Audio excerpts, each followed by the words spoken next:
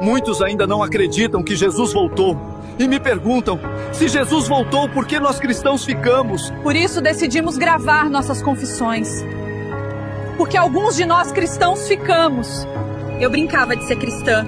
Ia à igreja com vestes provocativas dizendo ser por elegância, mas no fundo, eu gostava de chamar a atenção dos homens. Já eu até fazia caridade, mas era para se exibir. No fundo, eu gostava de ser elogiado pelo que fazia. Na igreja eu dava glória, mas falava mal de todo mundo, eu admito.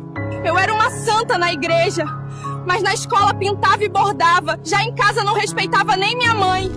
Eu não comia carne na Semana Santa porque diziam que era pecado, mas no resto do ano eu não prestava. O intuito não é julgar nem gerar medo, mas gerar reflexão e temor. Um dia será real e irreversível.